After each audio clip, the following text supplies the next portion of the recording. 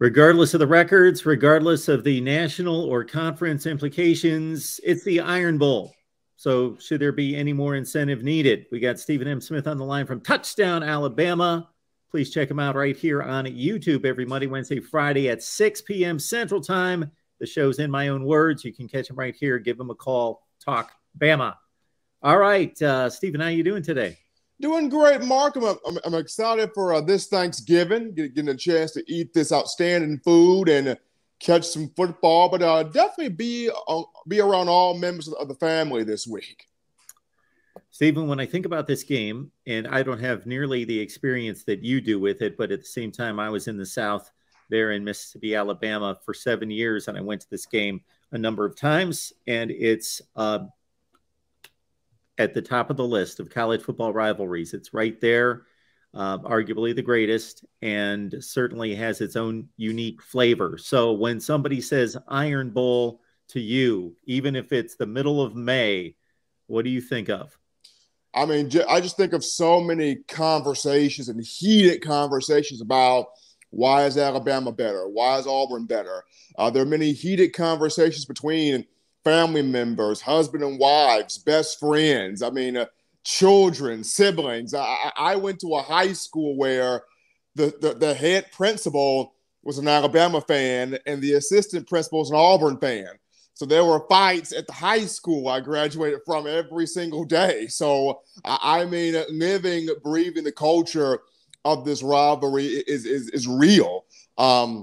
This past season, I was at Jordan-Hare for the Iron Bowl, the one that went down to 4 overtimes before Bryce Young finds John Mechie for a 2-point conversion to win 24-22. And Mark, I couldn't hear myself thinking there. Just the atmosphere, the foundation was shaking. Both of these teams could go 0-11 as long as the one win for Auburn is against Alabama, or the one win for Alabama is against Auburn. It just means so much for those 364 days of bragging rights. I mean, we have seen coaches get a contract extension based off this game. We've seen, Gus Malzahn, even though the Auburn faithful wanted him out of there, you beat Alabama, you get another you have another year extension. We've seen where Mike Shula, had the people want him out of there. You beat Auburn, you get a 1-year extension. So this rivalry is just so steeped in, can I just one up the other guy? You've got to live with that fan base, that other fan base every day, the rest of the year for 365 days. They're in your family, they're your friends, your neighbors, they're all over the place. And you got to hear them boast their bragging rights for the next 365. Nobody wants that. That's for sure. I remember driving from Ohio to Mississippi. This was sometime in May or June. This was about 20 years ago, and I'm just searching around the dial looking for some sports radio, and I pick up on Alabama sports radio station. This is in May or June, and I'm hundreds of miles away from Alabama. I'm somewhere in Tennessee, and I find an Alabama radio station. They are arguing about Alabama and Auburn in the middle of May or June, not even close to football season. But Mark, that's how it is, though. That's how it is. It doesn't matter what moment, what time of the season it is.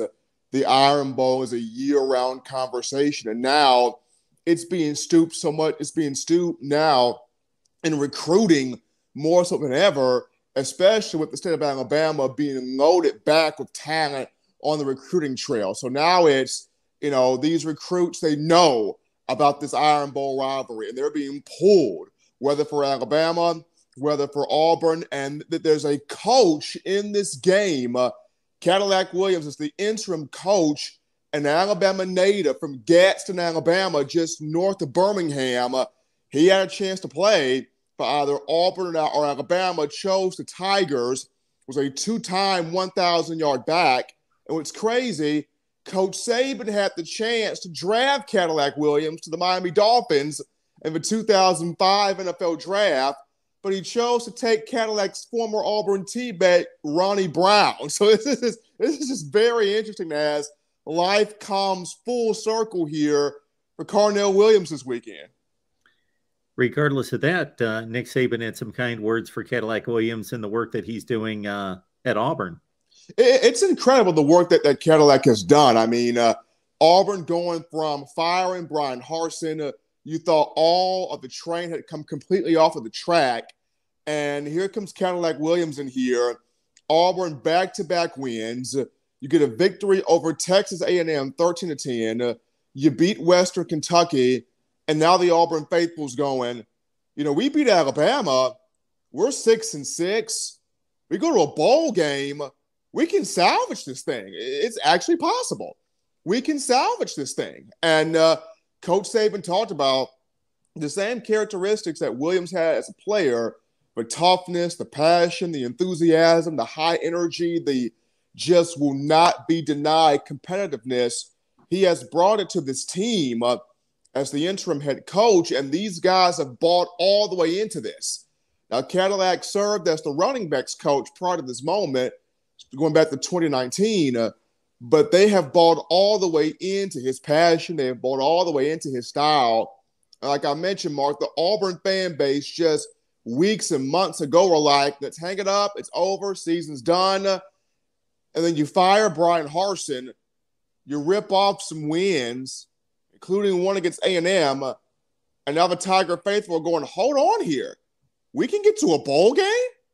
We can actually get to one. So this Iron Bowl, despite the fact no Heisman Trophy implications, no SEC championship implications, no college football playoff implications, it's still as intriguing as it gets because of the ignition of fire that Cadillac Williams has got going on the Plains.